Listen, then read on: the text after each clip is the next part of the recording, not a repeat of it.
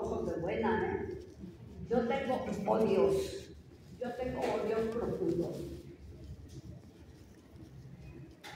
que me hacen a veces no ser tan buena.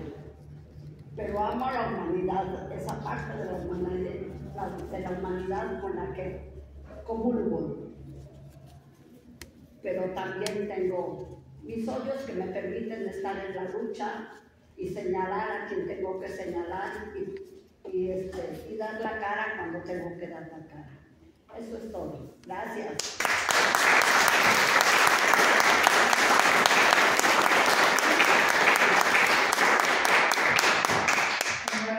Ni perdón ni olvido, compañera.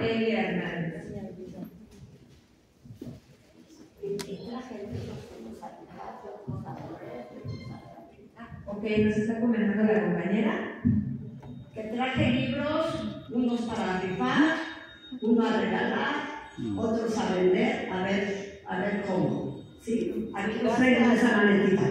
Gracias. Al final.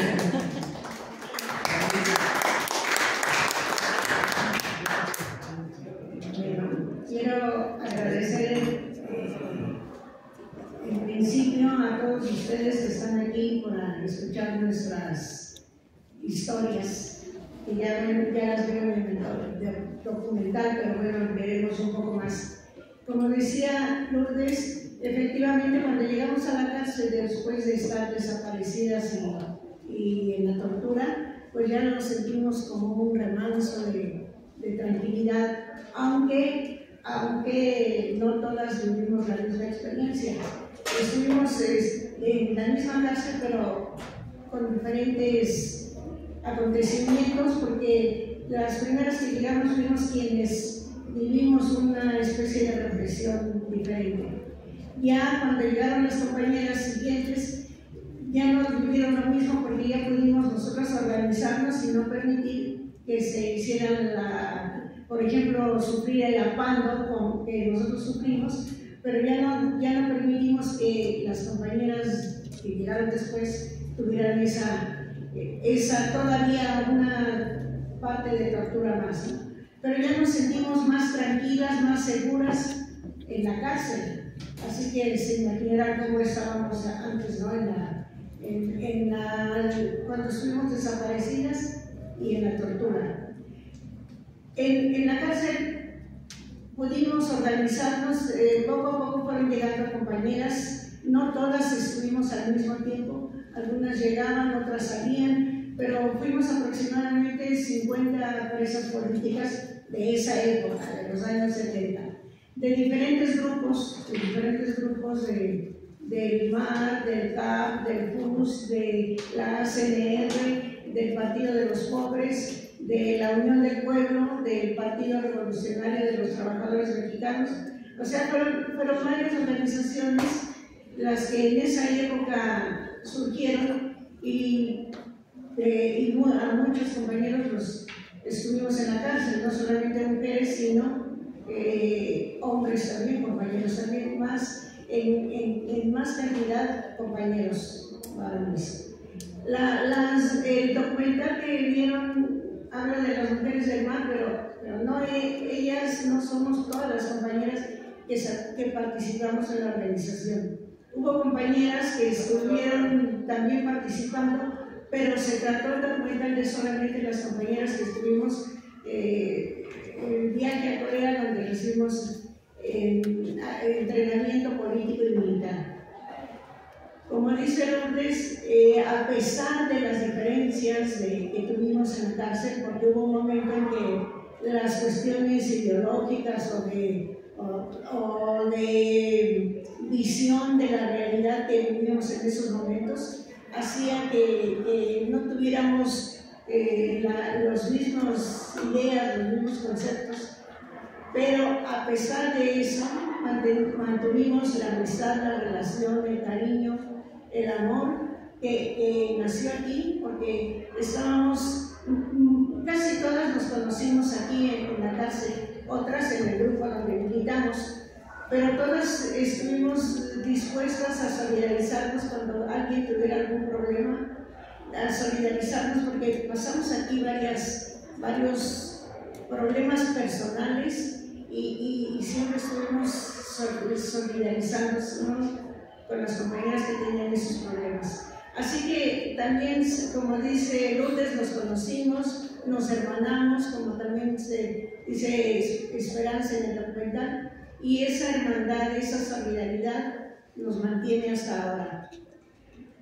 Es cierto que no logramos nuestros objetivos, todos nos planteamos un cambio de régimen político y económico y pretendíamos conseguir un régimen donde no hubiera explotación del hombre por el hombre, donde los medios de producción estuvieran en manos de los trabajadores, pero no pudimos conseguir eso. Sin embargo, creemos que la lucha no ha terminado, que debemos continuarla y que el objetivo, bueno, ya lo buscaremos. Si no es el socialismo, bueno, habrá otra forma en lo personal yo creo que es el socialismo el objetivo, pero bueno, hay varios conceptos sobre eso, ¿no? Entonces tendríamos que discutir incluso. Pero hemos continuado en la lucha, ya no con las armas, pero hemos continuado en los movimientos sociales y políticos, porque creemos que la lucha no ha terminado, que tenemos que continuar, ampliar esa lucha que no pudimos hacer durante nuestra actividad en los movimientos armados, pero el objetivo no se cumplió. Entonces tenemos que luchar todos por cumplir esa situación de vivir libres de pensamiento y de acción, de vivir con nuestras necesidades cumplidas, con una serie de asuntos que creemos solamente las podemos conseguir en el socialismo. No sé si tienen alguna pregunta al respecto. Me parece como que ya el documental dice mucho de lo que podría yo decir. Gracias. Lucha, lucha, lucha, no dejes de luchar por un gobierno obrero, campesino y popular. Bueno, pues voy a pedir a la maestra Tania Elizabeth Mesa si nos gusta acompañar a la mesa y bueno, ahora sí, si no hay ningún inconveniente, preguntas, dudas, comentarios, el público hacia las compañeras, hacia la compañera del documental. Adelante. Adelante, profesor.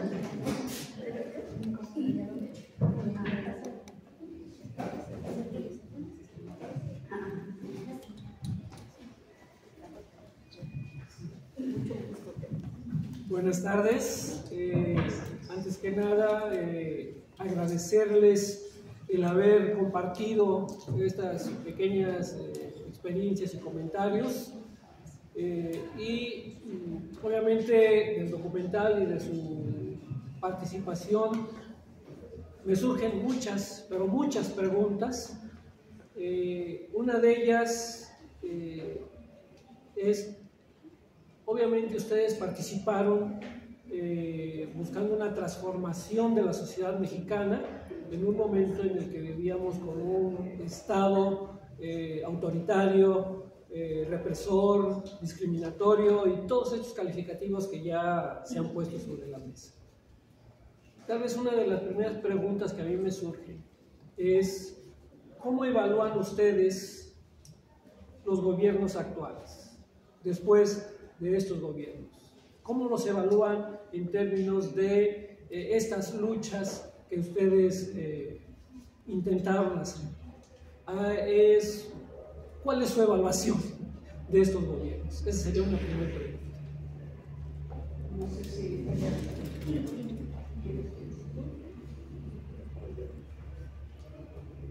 Bueno, como les decía, nuestro objetivo era un cambio de estructuras económicas y políticas. Económico-político, no solamente político. Esto era tomar el poder y transformar esas relaciones de producción que existían en ese momento. Efectivamente había un gobierno tan represor que incluso los movimientos por reformas gremiales eran reprimidos. Habían pasado los movimientos de los maestros, de los ferrocarrileros, de los médicos, de los copleros en Guerrero. Todos esos movimientos habían sido muy reprimidos y solamente estaban pidiendo reformas, solamente estaban exigiendo mejoras salariales o mejores condiciones de trabajo. Nosotros nos proponíamos cambiar el régimen, cambiar la estructura. Ese era el objetivo y no cambiar el objetivo nuestro. O sea, no podemos, pero un grupo pequeño, o 2, o 3, o 5, o 10 grupos que en ese momento surgieron, no podíamos hacer una revolución solos. Teníamos que comunicarnos con la población y hacer conciencia de lo que pretendíamos y convencerlos, ¿no? Hacer ver cuál era nuestra realidad y cómo queríamos transformarla. Eso, por supuesto, no ha cambiado. Seguimos con las mismas estructuras económicas, políticas, solamente se han hecho algunas reformas, las que han permitido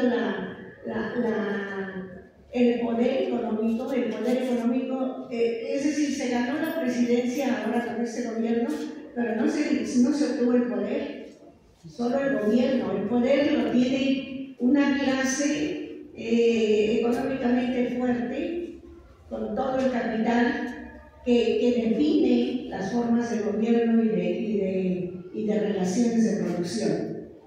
Entonces, no podemos decir que bueno, es decir, podemos decir que la lucha democrática sigue su curso y hasta donde se puede llegar, llega, hasta donde lo dejan. Esas fuerzas económicas que no solamente son nacionales, son internacionales y que mueven al mundo e imponen criterios y mercados y producción y todo.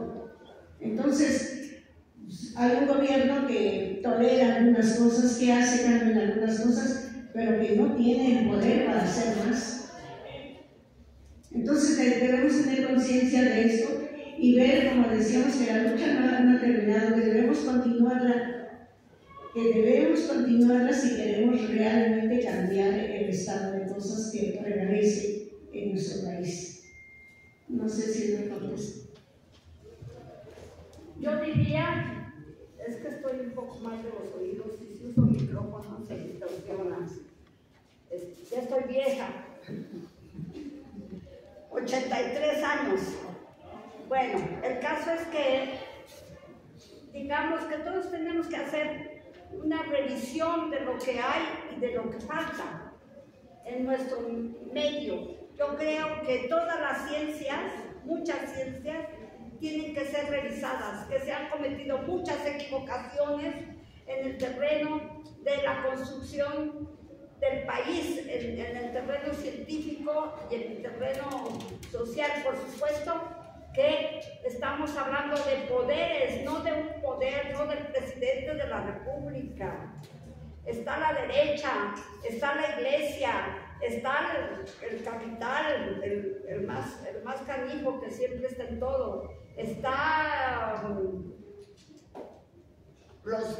el narco, caramba, y todos esos son, bueno, el gobierno no tanto por el momento, pero son enemigos a vencer. El narco tiene que desaparecer si queremos ser un país más libre, con menos corrupción, que los jóvenes no se nos derrumben. Tenemos que luchar contra el narcotráfico y que no sean narcotraficantes en el exterior, porque esa es una perversión. El dinero se gana trabajando. Y hay que procurar que el trabajo sea bien pagado, por ejemplo. Que la jornada sea de 8 horas o menos. recordar aquella consigna de trabajar todos, trabajar menos, dedicarnos más al estudio. Sobre eso todavía hay que luchar mucho, trabajar todos, trabajar menos. Todos, todas las mujeres y hombres. El campo hay que revisar cómo se siembra. Por fortuna el glifosato está siendo señalado como el veneno a destruir, incluso por el Estado mexicano y por López Obrador. El glifosato es una desgracia en el campo. Acaba con las especies, deja sin alimento a las especies polinizadoras. Y es que, por eso yo soy bioantropóloga, porque yo creo que la antropología ya no se puede quedar solita estudiando al hombre sin voltear a la plantita que nace y con la que comemos, y recuperar aquellas formas de cultivo que fueron tan sabias como la milpa, los cultivos mixtos. Es decir, las plagas se transmiten porque de un frijol se transmite al otro frijol y al otro frijol. Si ponemos un frijol, un maíz, una calabaza y flores, por ejemplo, como hacían los mexicanos de antes, y rotamos los cultivos como se hacía antes, volvemos a una cultura del cuidado de la Pachamama, ¿no? Del cuidado de la tierra. Y eso urge. Y qué bueno que está esta política contra el glifosato. Tenemos la urgencia de ser suficientes en la alimentación. Esa es una de las primeras urgencias, y por eso hay que revisar la biología, la agricultura ya no es agricultura, es agroecología.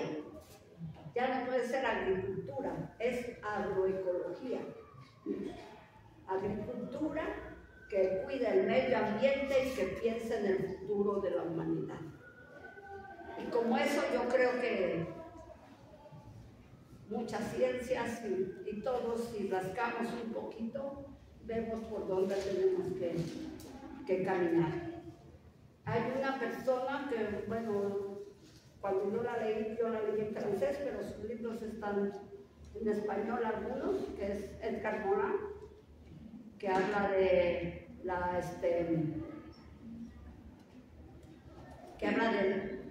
las ciencias, pero bajo un nuevo paradigma, bajo el paradigma ya no de la especialización, sino del entrecruzamiento de las ciencias.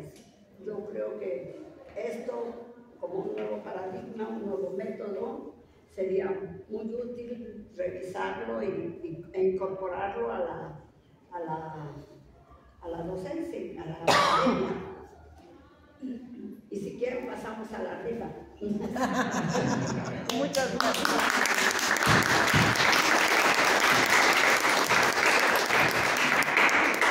Una pregunta. Nosotros somos preparatorias y estamos en la universidad. Vivimos en un contexto totalmente diferente al que ustedes vivieron. Sin embargo, ¿qué le dirían ustedes a estos jóvenes preparatorianos universitarios a la distancia? Jóvenes que estamos inmersos en un espacio, si bien universitario, pero a final de cuentas todos confluimos en un espacio que es la ex cárcel de Santa Marta Catitla. ¿Qué le dicen a este espacio en el cual ustedes tuvieron esa experiencia tan fuerte que poco nos podemos imaginar de lo que sucedió aquí?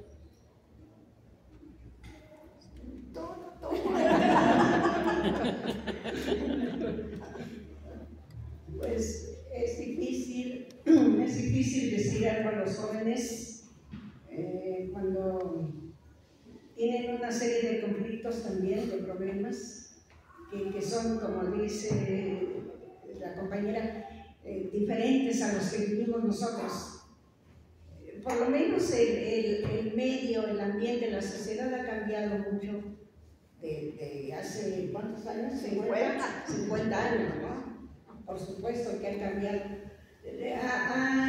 Ya tienen otro tipo de problemas, aunque el fundamental sigue siendo el mismo. No todos tenemos la oportunidad, no todos tienen la misma oportunidad de estudiar, de prepararse y de trabajar. Entonces, yo creo que lo que hay que hacer es prepararnos, analizar lo más objetivamente posible cuál es nuestra realidad, cuál es nuestra situación y ver qué tanto podemos hacer. Este edificio efectivamente fue una cárcel, ahora ni siquiera la reconozco, porque yo creo que esto era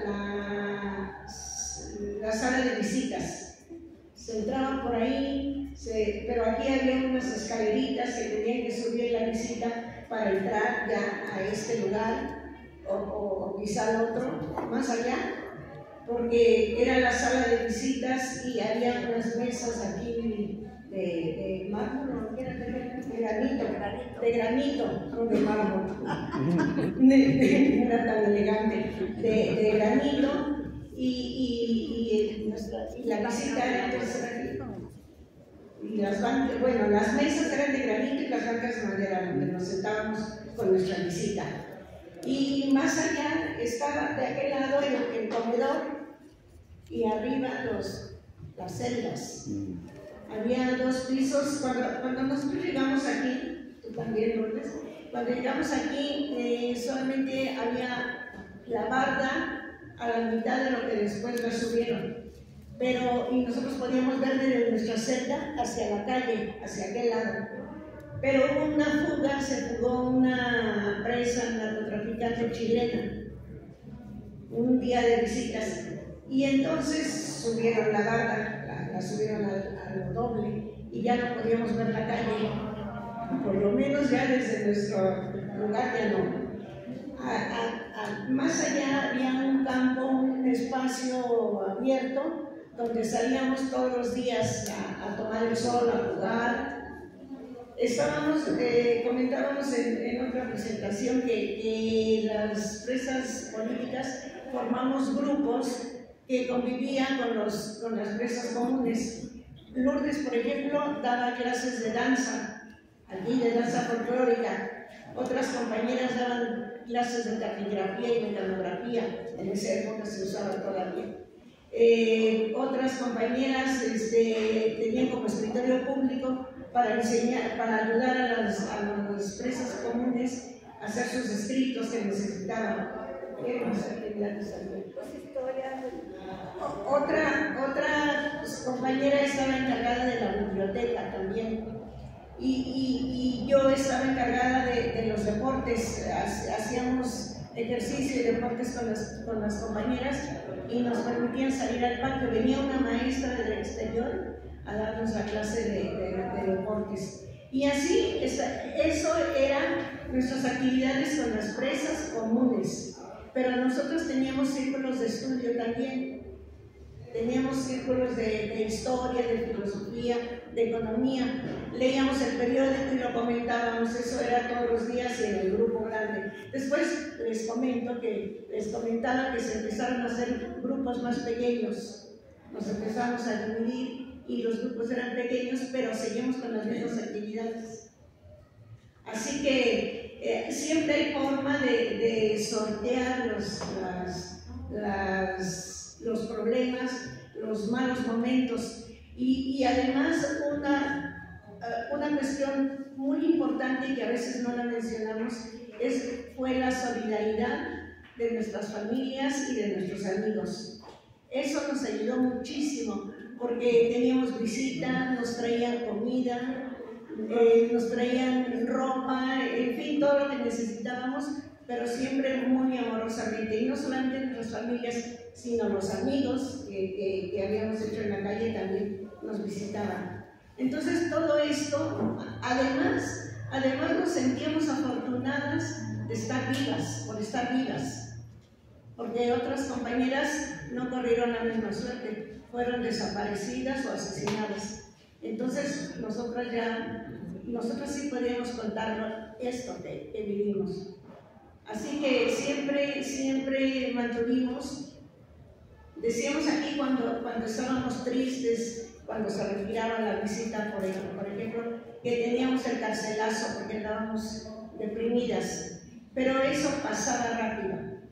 Entre nosotras mismas nos animábamos a continuar, a seguir y a tener la confianza de que saldríamos y continuaríamos luchando. Yo creo que siempre hay formas de resarcir todos los males que se presentan. Eso nos ayudó muchísimo aquí, la solidaridad entre todas y la solidaridad de nuestras familias. Bueno, a ver. Tengo una pregunta. En este contexto de la lucha social, de los movimientos revolucionarios, ¿ustedes qué piensan del EZLN? ¿Qué pensamos del EZLN? Eso que pensamos más de eso.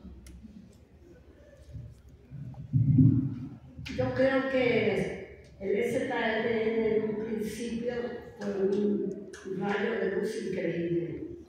Su consigna aquella de no más un México sin nosotros fue un llamado de atención a todos los mexicanos, porque la discriminación existe y existía más. Y las palabras también son revolución, no solo las armas. Y ahí en ese momento el recordarnos eso, que por supuesto nosotros, al menos yo creo que no cabe en mi forma de ser discriminar a nadie, pero sí es una sociedad mexicana, es una sociedad que discrimina, y que los indígenas son como otro mundo, son todavía como otro mundo, pues sí es cierto. Entonces, eso y todo lo que al final de cuentas se discutió en los primeros tiempos del EZ fueron verdades luminosas, insoslayables. Después, cuando la sexta, a mí ya no me gustó tanto, sinceramente, porque digo, primero son todos y ahora no, ellos son los buenos. Eso no puede ser, porque la sexta ya era como decir, los buenos somos nosotros, la sexta es la buena. Y no, por eso yo digo que las tareas son de todos los mexicanos. Está bien, el EZ tiene grandes tareas, y tareas que ya conoce y tareas que no ha conocido y que le son invisibles todavía, como el tener trabajo para las mujeres como costureras y que sacan su salario. Es gran cosa, pero están enganchadas en el capital. Así es de que hay que ver que son avances, todos son avances parciales, y también muchos de los avances aquí, con todo y que la diferencia es mucha, son avances parciales. Y se enojan porque queremos más, pues que se enojen, pero sí queremos más. La dignidad no tiene límites y queremos ser dignos todos los días y comer todos los días y tener vivienda y tener un salario digno. Claro que queremos más. Entonces, si los zapatistas se levantaban por sus 11 demandas esenciales, vivienda, trabajo, etc., tienen toda la razón del mundo, y como la tienen todos los que lanzan sus consignas. En este momento yo creo que una de las cosas que si hay que escoger, la minería tiene que ser juzgada, porque la minería ha hecho atrocidades desde el año 1500. Y desde el año 1500, 1512, algo así, algunos científicos advirtieron de las inundaciones posibles y cómo evitar las inundaciones en las minas. Y las minas, 500 años después, se siguen inundando.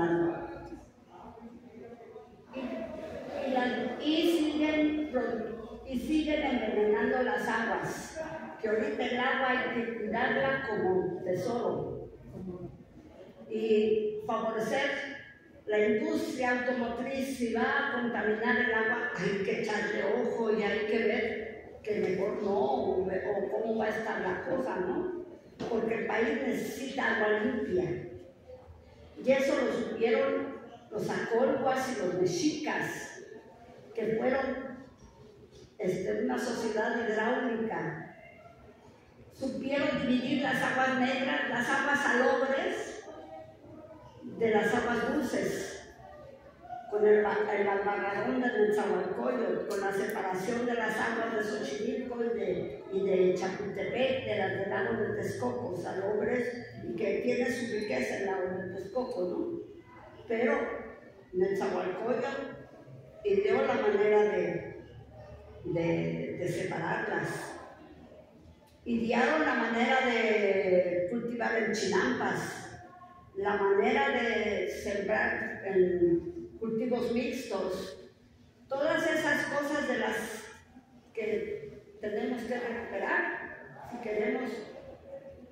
En aquel entonces la naturaleza lograba captar lo sucio e integrarlo a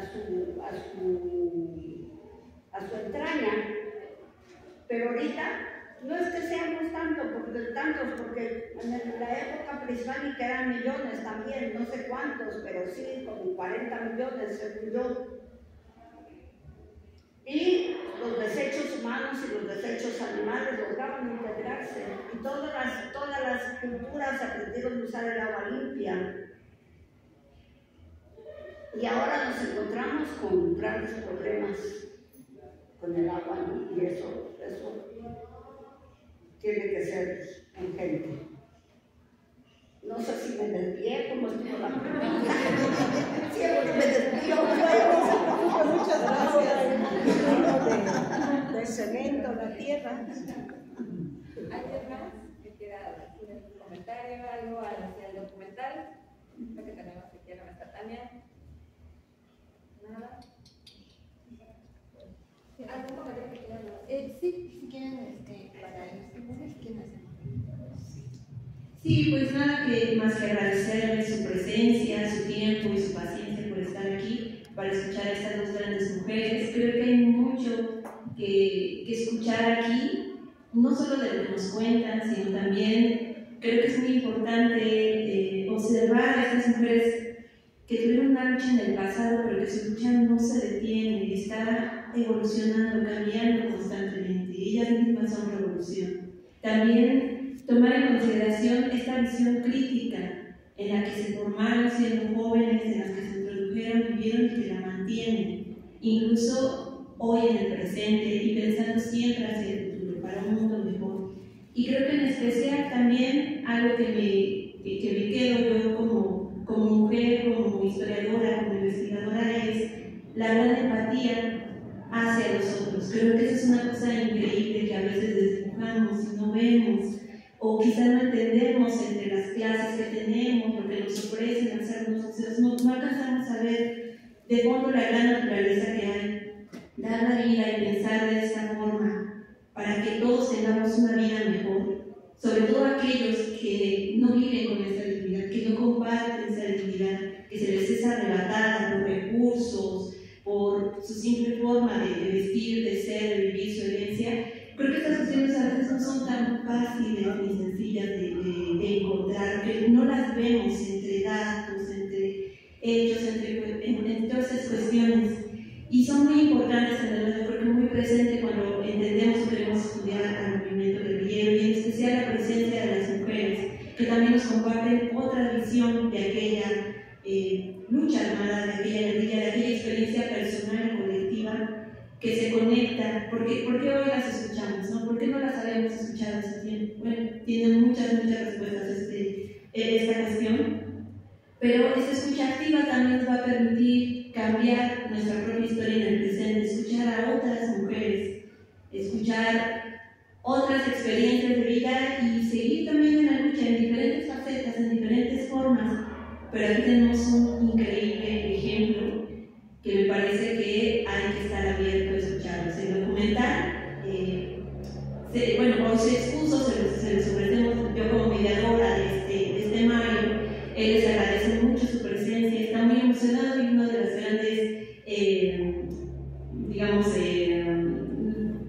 luchas, por así decirlo, dentro del documental es que llegue a estos espacios, que no solamente se quede en UNAM, que no solamente se quede en estos grandes institutos o en los festivales, no, el chiste es que llegue con chicos de prepa, de universidad, y luego que estemos hasta acá también, no en una escuela más central, en una escuela más o facultad más reconocida. Eso es la importancia también de socializar este conocimiento, de que ellos vengan hasta acá, o sea, vean todo esto y todo lo que podemos ir conectando como una bola de nieve que se va acumulando para otras acciones. Y de mi parte no queda más que agradecerles. Cualquier duda del documental ahora, más adelante les podemos comentarla. Y pues nada, muchas gracias a todos. Y creo que quieren decir algo. Sí, claro. Una última observación, que no hable de la cárcel, voy a hablar contigo de la cárcel. Tenía sus cosas simpáticas, divertidas. Al menos yo me divertía mucho en la mañana, y yo creo que los militares en la mañana al pasar lista, cuando venían, hacían una formación en el patio que nosotros veíamos desde las ventanas. Y era parte de nuestra diversión matutina. Y ellos se sabían observados y se equivocaban más. El paso redoblado, ¿es cierto? Y el paso redoblado, ay, nosotras, y que media vuelta y se equivocaban, yo creo que más, porque quién sabe cuál otra cosa, que media vuelta, blanco, derecho, blanco, izquierdo, y hacían. Y era una de equivocaciones y nosotros nos moríamos de la risa, y yo creo que se sabían observados y más se equivocaban, ¿no? Se equivocaban mucho más. Y luego también esa no era diversión, pero era una conexión que hacía yo con el exterior. Como al cuarto para las 8 pasaba un señor en bicicleta, con sus 2 niños y las mochilas en la bicicleta, todo. Yo creo que iba a una escuelita que debe haber estado cerca, por aquí, la primaria. Y yo tenía como parte de mis rituales carcelarios verlo y decirle que lo quería, ¿no? Que quería a ese padre bicicletero.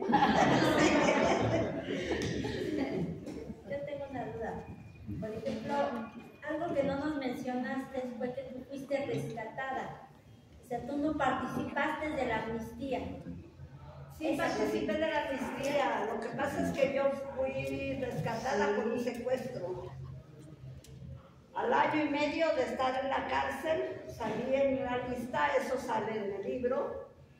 Salí en una lista con un canje de un cónsul estadounidense que se secuestró en Guadalajara. Entonces, yo salí canjeada y ya no estuve los 7 años que las compañeras estuvieron en la cárcel. De todas maneras, el exilio no es tan bonito. Y siempre te castiga la memoria, ¿no? Te castiga los quereres. Digamos que a mí personalmente una herida tremenda que tengo es la separación de mis hijos. Yo cuando entré a la guerrilla tenía como 29 años, yo no era una jovencita. Hasta ahorita soy de las más viejas de las guerrilleras. Creo que soy la más vieja, la misma edad de Paquita Calvo, 83 años. Y mis hijitos adorados se quedaron aquí. Yo tenía un problema con su papá, un problema para mí legítimo, que es uno de mis odios. Él me los secuestró, pero su hermana, mi cuñada, me los llevaba a la cárcel muy poquito, clandestinamente, sin que lo supiera su hermano, ¿no? Hay solidaridades enormes, como esta del hermano de mi esposo, de mi ex esposo, La hermana de mi ex esposo, Delia, se transformó en mi hermana y era la que me llevaba a mis hijos un poquito porque no podía sacarlos seguido a la cárcel, ¿no? Y entonces cuando me fui fue hermoso, pero a la vez me dolió porque era separarme más de mis hijos, ¿no? Y de esa separación yo nunca me curé. De eso sí nunca me he curado. Y eso es uno de los odios que traigo, que marcan mi vida, ¿no? Bueno, ya pasó, ya mi hija dice que me quiere. Ya. En fin, pero sí, efectivamente yo no pasé tantos años de cárcel. Y de Cuba, 3 años en Cuba y luego fui 3 a Italia. Y ahí la experiencia la cuento aquí, pero no. Sí, este es un libro de Lulú, bueno, de Lourdes. Es como autobiografía, ¿verdad? Como autobiografía. Autobiografía. Y lo escribió, bueno, aquí está toda su historia de vida. Parte de la historia. Bueno, sí. ¿Hasta dónde llegó? ¿Qué sigue? Y si lo quieren comprar, ¿hasta dónde llegó? 150. Hasta dónde llegó cuando lo escribió. Sí. Ya ahorita acabo de terminar una novela muy feminista. A ver si la traigo aquí. Se llama Yo aborté al hijo de Sebastián Montepáramo. Porque como no se puede decir Pedro Páramo, porque tienen el nombre legisladísimo y específico. Yo hago una historia en donde el Pedro Páramo, violador de mujeres y demás, que Juan Rufo no lo defiende, lo exige, no existió, porque las mujeres no queremos Pedros Páramos, ¿no? Y entonces yo hago una historia de cómo se abortó a Pedro Páramo, bueno, al hijo de Sebastián Montepáramo, es una historia, ¿no? Y ya si quieren me llaman y lo traigo. Sí, sí. ¿Quién se sacó el libro? Ay, busquen en sus papelitos. Nadie. Nadie. ¿Quién? Que diga el libro. ¿Usted se lo sacó?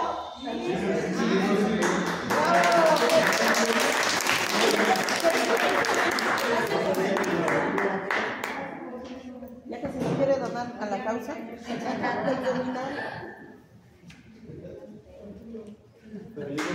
¡Bravo! Eso sí es tener muchos ojos.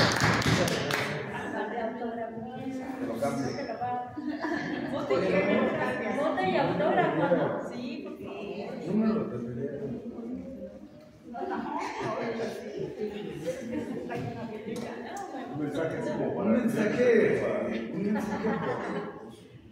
Un mensaje.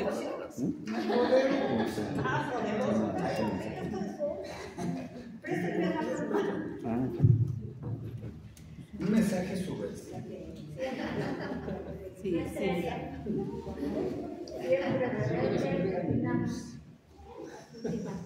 Con eso me está pasando. ¿Tienen alguna pregunta que quieran hacer para que... Pues no pregunta, pero... Bueno, pues yo nada más, maestra Tania, muchas gracias por haber traído de nueva cuenta el documental Mujeres del Mar. Maestra Elia, profesora Lulú, muchas gracias por acompañarnos.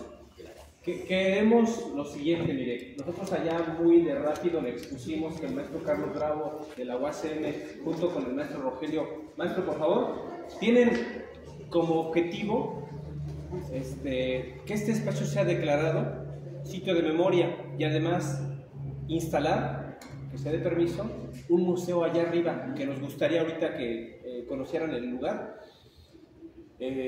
No quiero hablar más porque no me corresponde, pero estamos infinitamente agradecidos por su visita, maestra Elia, maestra Lulú. Hice un trabajo que quiero compartirles y si está bien, ocuparlo para compartir aquí con la gente que pertenece a la comunidad. De este espacio hay 2 libros, ambos los hizo el maestro Juan Gerardo, pero hay otras cosas más pequeñas que quisiéramos sumar a esto, porque la gente tiene que ser consciente de que este lugar no siempre ha sido lo que ahora ven. Cada vez que pasen digan, ese es un lugar, fue una cárcel y ahora es un hospital, es una prepa, una universidad y hace no mucho también fue una estancia infantil. Entonces, maestra, pues nuevamente infinitamente agradecidos todos, la comunidad del instituto del plantel Iztapalapa. Por el contrario, nosotros agradecemos mucho esta invitación. ¡Viva el mar! ¡Viva!